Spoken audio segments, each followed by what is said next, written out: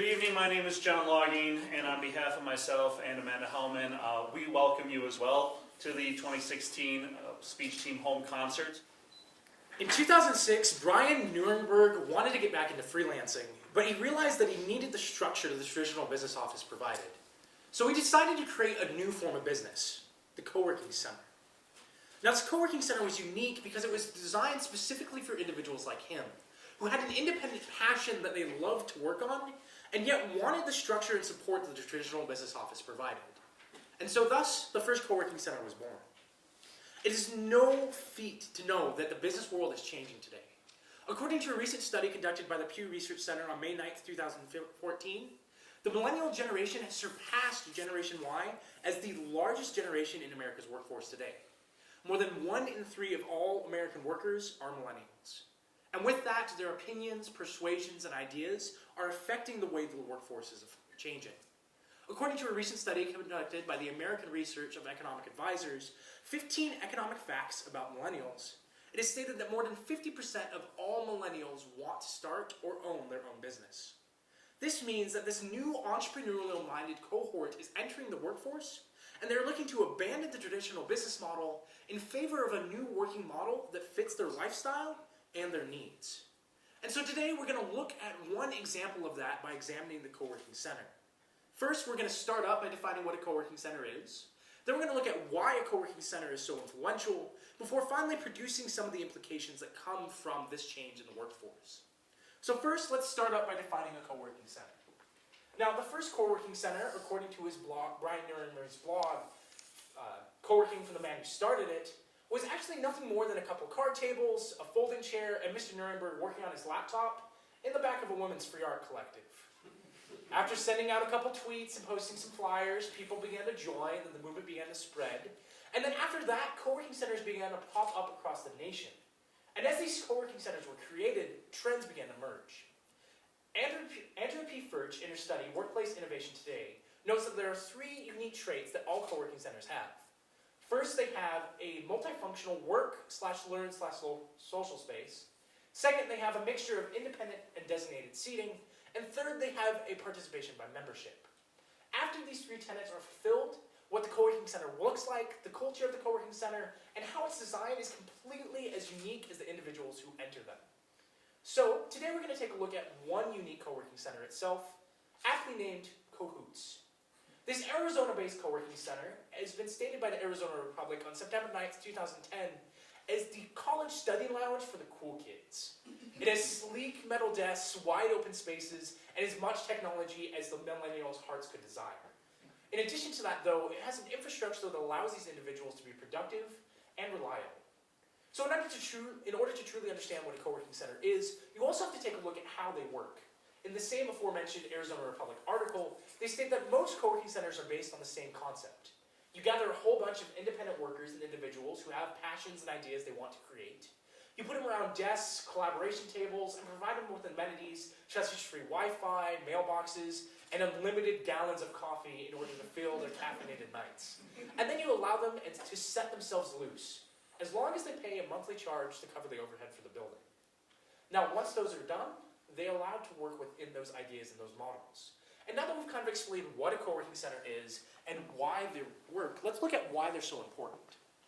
The importance of a co-working center is the people, and that's why they're so popular. Because most co-working centers are a mixture of independent workers, entrepreneurs, and freelancers, and other individuals who want a space designated specifically for them to follow their passions. Now, before the co-working center was developed, these individuals had 2 options. They could either work from home, or they could work in a crowded coffee shop. If they worked from home, they would have laundry and Netflix binge watching to do, and the only person they could talk to was their cat. Now, if they worked in a coffee shop, they couldn't bring their cat along, and they always had that guilt of whether or not they had to buy a second cup of espresso in order to cover the 6 hours they were working there. But now, if you have a co-working center, you have a building and a facility that is specifically designed for them. For example, the co-working center Cahoots, or the example of the co-working center here in Mankato Innovation Lab, allow individuals to work on their passions whenever they want, and then they can stop and play and have fun in the exact same facility. Now that also draws a very particular crowd. Millennials. According to a recent study conducted by MBO Partners, the State of Independence Today in 2015, they state that the millennial generation is uniquely suited to this type of independent work. They say that millennials are actually looking to combine work and life in one unique journey where they follow their passions and present the same sense of self in every aspect of life. Because a co-working center is created to have this multifunctional work, learn, and social space, they then can find this sense of self and also present it in one unique building. No long ago are the days of working in a traditional business office, and now they're working together in one unique environment created for them. So now that we've explained what a co-working center is, and how they work, and why they're important, let's look at the implications that are being produced from this movement. And similar to the number of tenants that are coming from the co-working center movement, there are three implications to look at. The first is the growth of the co-working center movement. The second is the financial benefit to coworkers. And third is the personal production of the coworkers themselves. So let's first take a look at the growth of the co-working center movement. The aforementioned co-working center Cahoots is actually expanding into their second facility this month. They say that it's going to be 3 times the size with 10 times the impact. They're now going to have 14,000 square feet of new facility, 100 new employees, 1,000 new entrepreneurs, and have over $14 million worth of additional business revenue going through their second facility. In addition to this, the co-working center model as a whole is growing. Desk Magazine, in their annual global co-working survey of 2015, stated that the number of co-workers is expected to reach 37,000 co-working facilities across the world by the year 2018. This means that the movement is spreading and impacting society. Two key examples of this is the Coca-Cola Foundation as well as UCLA.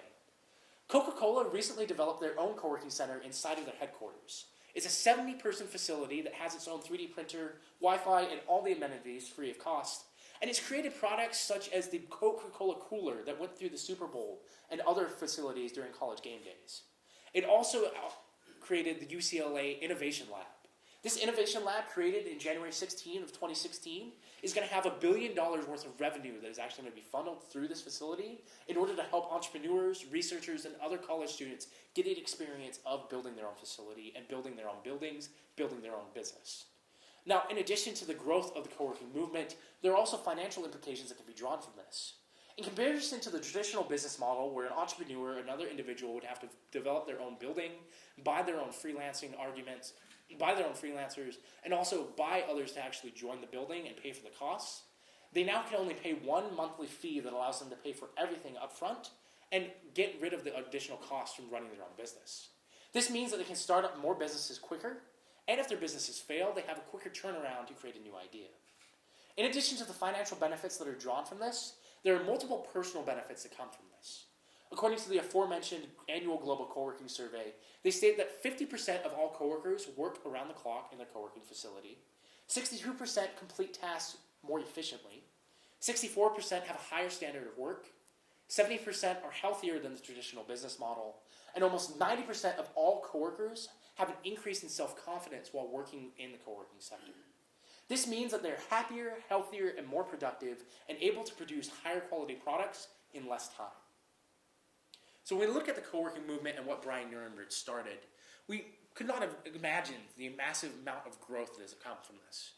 But although Brian Nuremberg just was a normal freelancer that wanted a space for other people like him, he created a movement that has spread across the nation. Because of this, he has built a place that individuals can come and build their own ideas.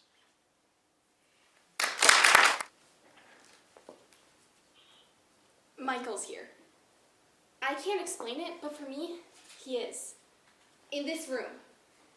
The moment I come in, I can feel the warmth of his body.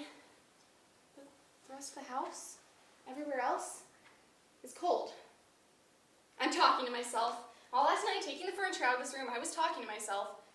It's not the worst habit. With all the turmoil in the Middle East, it is easy to become jaded. We become desensitized to the plight of the people over there, as well as the people here who are missing loved ones. Lainey's husband, Michael, is an American photojournalist who was kidnapped by terrorists in Lebanon. Knowing her husband is locked in a room, Lainey shuts herself in her own prison. With only a reporter and a government minder as her interaction with the outside world, Lainey works through her emotions. 2 Rooms by Lee Blessing. Besides, for last year, what else have I been doing? talking to everyone in power, which is, of course, the definition of talking to yourself. It's hard to know which was worse. Talking to Muslims or talking to Christians, talking to Lebanese or talking to Syrians, going to cross the Green Line to Beg or to Damascus or Washington. Washington. Definitely Washington. The Arabs wouldn't help me, but at least they'd respect the pain. In Washington, I was the pain. The head of the university said they'd do everything humanly possible to get him back. So did the head of them all. So did the Syrian foreign minister. So did our embassy in Beirut, our embassy in Damascus, the undersecretary of state, the president, and everyone running for president. You'll be here. From now on, I'm only talking to you. This is a picture of a hotel in Beirut near where we lived. It was destroyed in some shelling a couple months before he was taken. Michael used to take pictures as he walked along. He wasn't looking for these kinds of things. You just couldn't avoid it. This guy commanded a whole block. People told Michael it was dangerous, and he did stop a few weeks before. He liked Michael. He wanted to pose. Michael said he could have taken this picture 100 times. I'm not sure what it was about her. He didn't know her. He saw something different as he passed. Maybe it's the way the light's shining on her, or maybe it's the way she's standing, or whatever it is, all the values just seem to hold you. I want to stop now.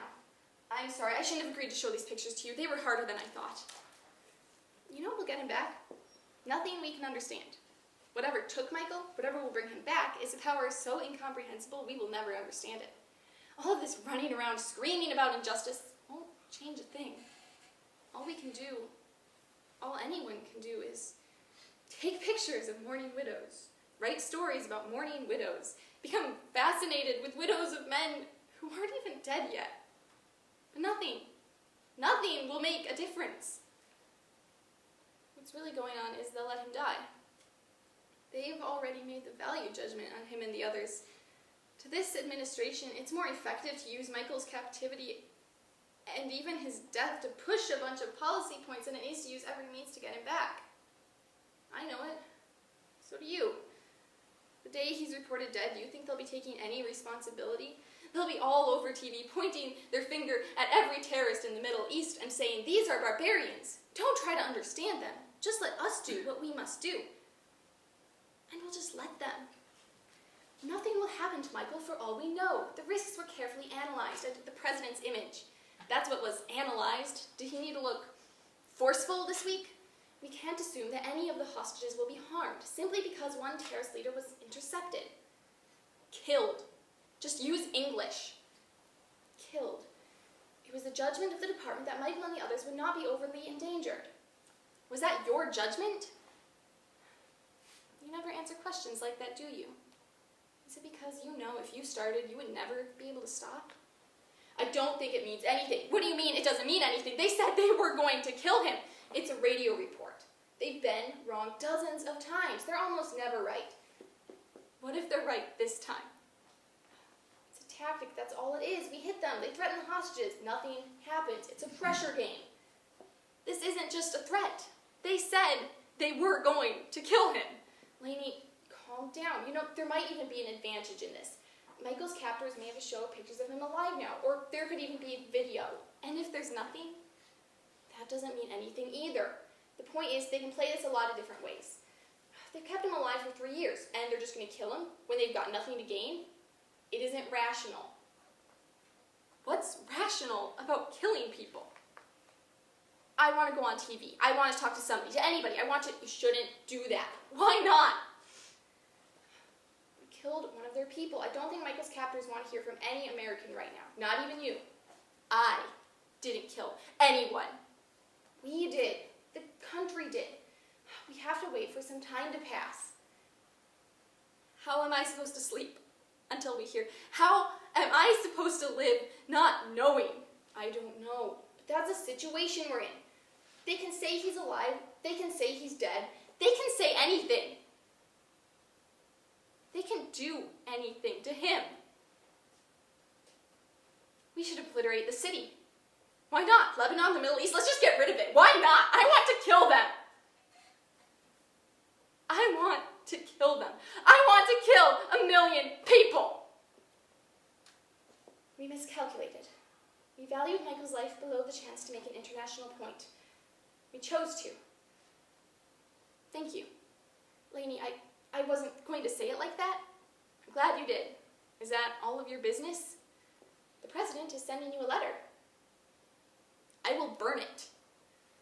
Your husband's body will arrive tomorrow morning at Andrews Air Force Base. If there are no objections, there will be a short ceremony. I object. Then your husband's body will be transported at government expense to a funeral home of your choice.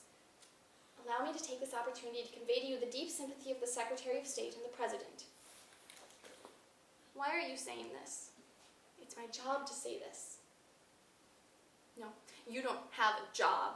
You have a license to manipulate. Tell me how to be like you. I want to be like you. I want to be able to think like you. I want to be able to put people away in my head. I want to put them there and forget them. So just teach me.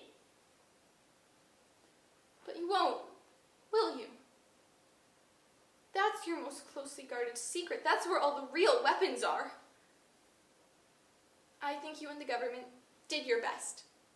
I think everybody did his best, and that's what frightens me. That's why I'm not sure if I'll ever be able to walk out of this room again. Into what? A world filled with people doing their best. I wish I could take your pain away. I wish you would remember it. I'm working on a project. It's something I couldn't do in Beirut. I watch birds, warblers mostly. I think my favorite is the African hornbill. After they mate, the male walls a female up in the hollow of a tree. He literally imprisons her. And all through the weeks of incubating the eggs, he flies off and finds food and brings it back and feeds her through a little hole in the wall he's built. Once the eggs are hatched, he breaks down the wall, and the whole family is united for the first time. You see, it hasn't been a prison at all. It's been a fortress.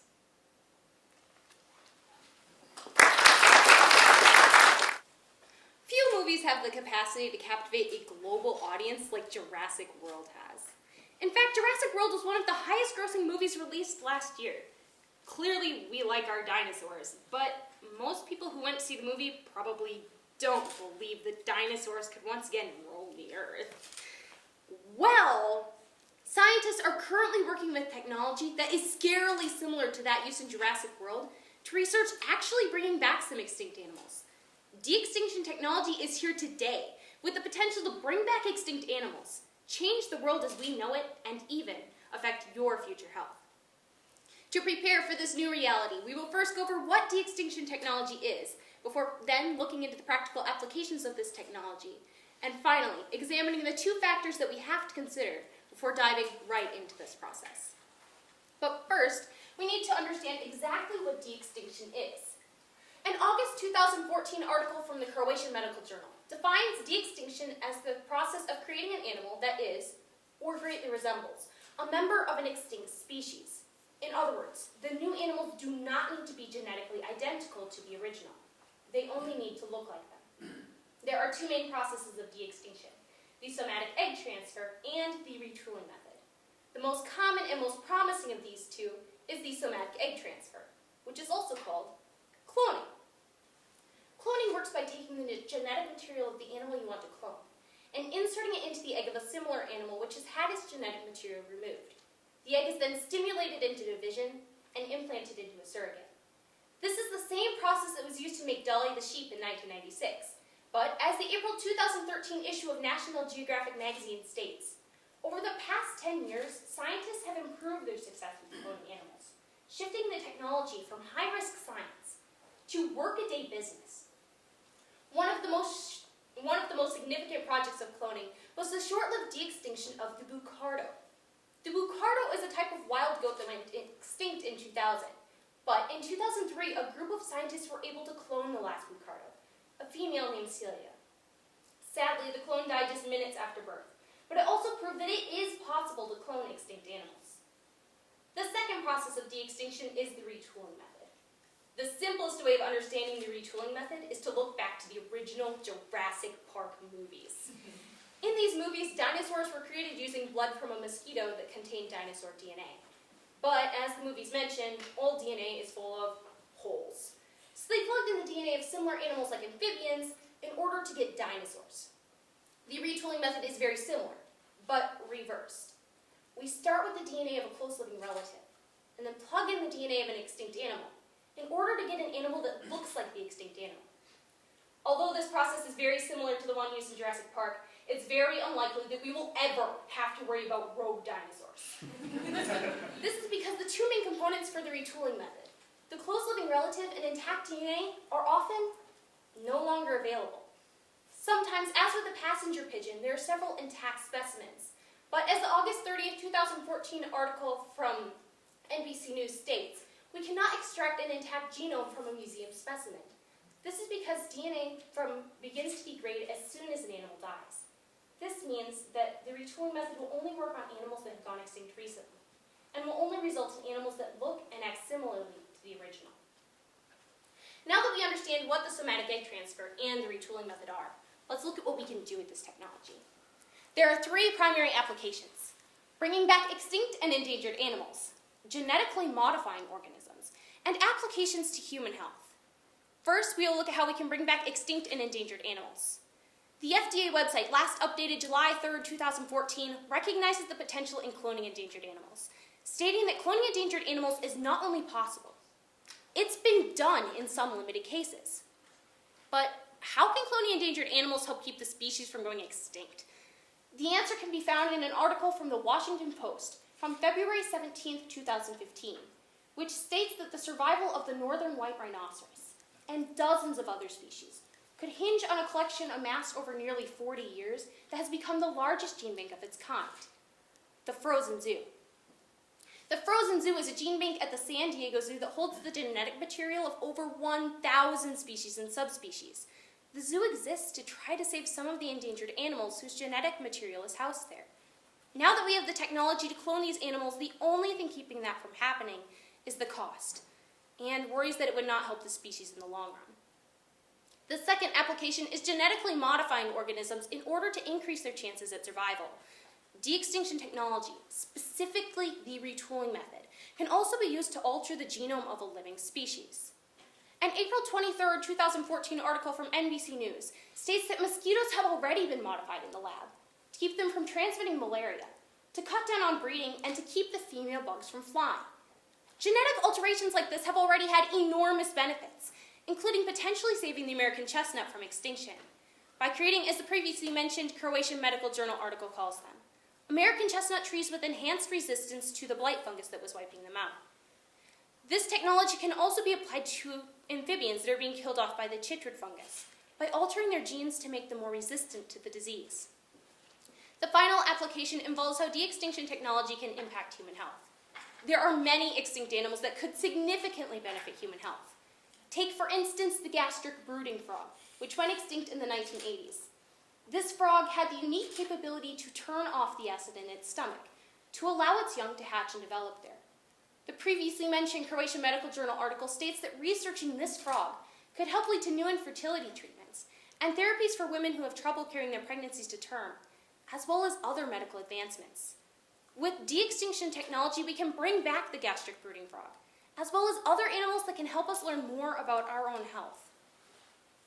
Now that we know that de-extinction is possible, and we have discussed the practical applications of this technology, it's time to examine the two factors that we have to consider before diving right into this process. First, how will it impact the environment? And second, is it ethical? When considering the environmental impacts, we must first consider whether it will hurt or benefit the environment, or whether it will have any impact at all. Some extinct animals play crucial roles in their environment, and bringing them back could help restore the land. For example, the previously mentioned National Geographic magazine article discusses plans to restore the grassy steppe of Siberia by placing musk oxen, horses, and hopefully mammoths in a Pleistocene park, where the animals can maintain the grassland by breaking up the soil and fertilizing it with their manure. But there can also be negative impacts. For example, a February 17th, 2014 article from the New York Times states that a revived species may be a vector for modern diseases, because their immune systems are not prepared for such diseases. To go even further, we can look to the example of Asian carp. according to an article from the National Invasive Species Information Center, last updated September 27, 2015. Asian carp were first introduced to the United States between 1963 and 1973 for aquaculture and to control phytoplankton. Today, Asian carp are pushing out native fish and threatening the Great Lakes. We thought we were doing a good thing by introducing Asian carp to the United States, but instead it has had disastrous consequences. The same could potentially be true for an extinct animal. We also need to consider that bringing back an extinct animal may have little to no impact on the environment.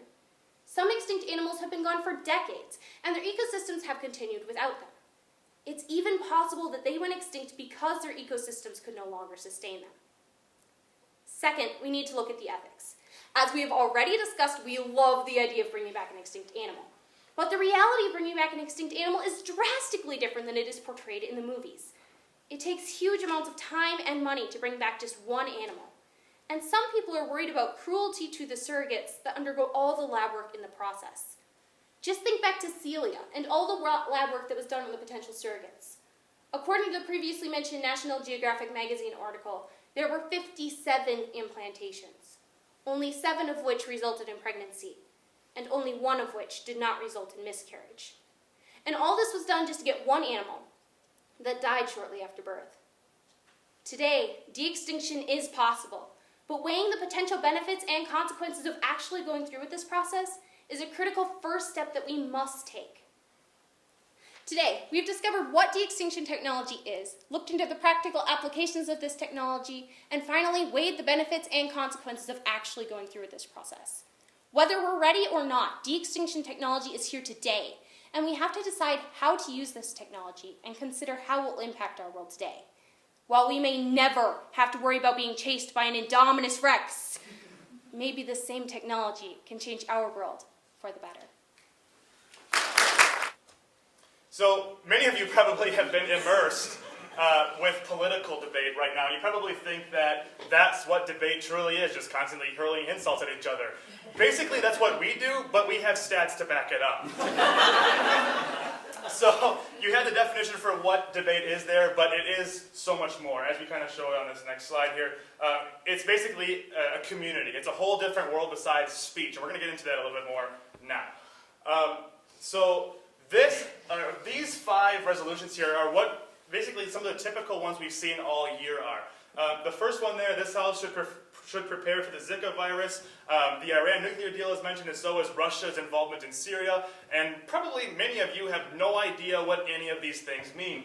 The Zika virus especially. So what we said is that basically we just wanted to kind of show you some of these things that we constantly have to be prepared for as the season goes on, because we are only given 15 minutes before, or when they read the resolution such as this, to prepare an entire 45-minute discussion and argue in favor of or against what this resolution may mean. And so we're going to kind of go through some of what that meant for us here today. I'm going to have Jeff explain just one of these resolutions real quickly so you can kind of know what we do.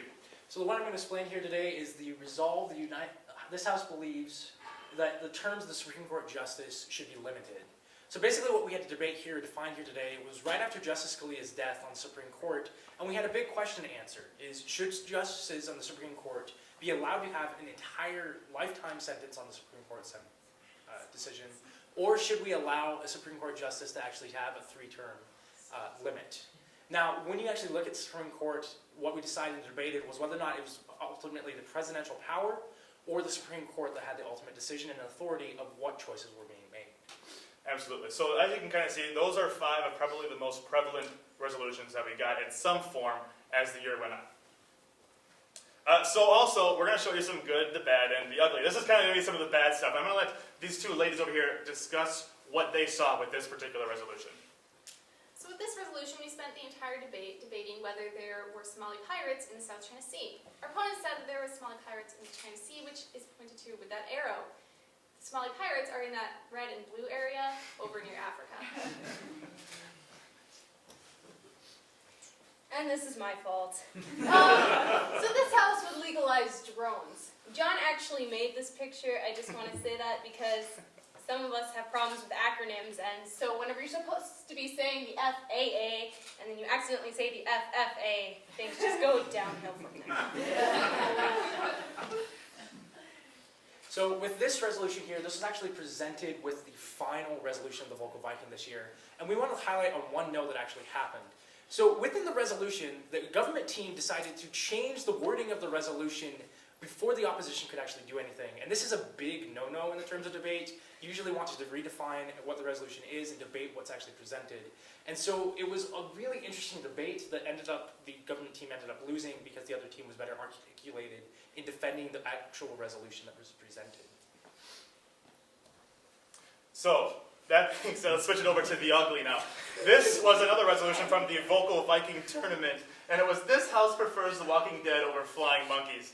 So when we come in there, we're typically expecting something pretty topical, something pretty involved with current events like the Syrian civil war or the political race. This time we have to debate The Walking Dead, which is an AMC TV show, versus flying monkeys, which we correlated back to the old-time Wizard of Oz. So we had to talk about time and time again. Sergio was with me on this one. As you can see him shaking his head up there, just he remembers this round. We basically set the scene as a post-apocalyptic world where zombies existed with flying monkeys and debated which one would be superior in terms of surviving that scenario. So that was the beginning of quite a round for us. This one, also personal favorite. This was the final round, the gold round for the championship at the state tournament that Jeffrey and I faced just a few months ago, where the Republican Party should disavow Donald Trump. And we had to be in favor of why they should not disavow him, rather support him. So that round, as you may or may not have guessed through some of the things that have been going on with TV, turned ugly fairly quickly. But it was fun and an educational experience all the same. So now we're going to kind of get into just a little bit more about what exactly debate does for us as individuals. And as John said before, the speech team has its own community, but so does the debate community. It brings us closer together. We thrive off of each other's energy, and we continue to learn side by side as the year goes on. As we stated before, some intense educational growth happens from August until now, and we really, really continue to learn as the year goes on. It also allows us to travel. As we talked about, we've been all over the place. In my 4 years here, I've been twice to California, Arkansas, Colorado, all over the Midwest, and many of these folks will be doing the same thing next year when they travel to Phoenix, Arizona as well. So for those of you here who have any kind of interest in the speech team and want to go to Phoenix, Arizona next spring in March, when it's probably still snowy here, join the team. Yes, this is one of our personal favorite slogans. Debate brings us shiny things. This is what John likes to say over and over again, because you do get rewarded for your progress. And while debate trophies aren't everything, they are still very fun to get. There's something that you can have in your office or your room and treasure them, and each one of them is associated with a certain memory, and that sticks with you forever. And then that finally brings us to our favorite slide of this entire presentation of shiny things. Debate brings us this. The ultimate shiny object. Our knight in shining armor, if you will. So yes, John Logging is a part of the speech and debate team, and that, in and of itself, is reason to join. So that is our debate presentation. Thank you. Malia Jeffers was only 2 years old when she developed an odd fever in the fall of 2013. When her family rushed her to the emergency room in Sacramento, California, they were informed by the nurse that her fever was probably the result of a virus and that they simply should just wait to see the doctor. So the family waited. And after 2 hours of waiting, a severe rash had spread over Malia's entire body and some abdominal bruising began to take place as well. The family alerted the nurse, who again told them to simply wait. According to CNN's Sabria Rice, after 5 hours of waiting, and after young Malia's body had gone completely limp, her father rushed her through the doors of the ER himself to seek treatment. It was there that they discovered that Malia's liver was failing. As a result of this tragic ordeal, Malia lost her left hand. She lost several fingers from her right hand, and she lost both of her legs below the knees. Had she been seen just a few hours earlier, all of these injuries could have been avoided. In America, healthcare has been a heavily discussed topic for years on end. However, one crucial aspect of it, accessing emergency care, has been virtually dropped during that time span. So today, we will first diagnose the problem that is plaguing our ER systems. Then we'll X-ray the problem to figure out where its causes lie before finally prescribing a cure to a plague that our nation has suffered for long enough. But first, before we can talk about causes to the problem, we must first define what the problem itself is. We will do so by examining the United States' lackluster report card performance in emergency care environment before looking at the lack of ER physicians in our country. But first, approximately every 5 years, the American College for Emergency Physicians releases a report card that grades the overall emergency care environment in the U.S. In 2014, when their most recent report card came out, they graded the United States at a D+. In fact, no individual state received higher than a B- in any of the 5 graded categories, of which include accessing emergency care, quality and patient safety environment, medical liability environment, public health and injury prevention, and disaster preparedness. For reference, in 2009, the U.S. received a C- grade. Now, the first issue that presents itself is that patients are not receiving the care that they need in a timely fashion. According to a 2015 Institute of Medicine stat sheet entitled Emergency Care in the U.S., 96% of people who visit the ER as a patient need help within 2 hours of arriving. Now, the U.S. Department of Health and Human Services discovered an alarming fact in the fall of 2014. They found out that the average wait time in an American ER clinic had skyrocketed to 272 minutes on average, or roughly 4.5 hours. So what that means is that from the time you walk through the door of an ER clinic to the time you are treated, you have to wait more than twice the recommended amount. And that news is devastating to the millions of people who need immediate access to emergency care. Part 2 to our problem with ER care is that there are not enough ER physicians in our country. According to a 2011 Business Insider article written by science reporter Kelly Dickerson, only 4% of our nation's practicing physicians are emergency room physicians. To put that number into perspective for you, as of October of 2015, there were 915,000 active doctors in our country.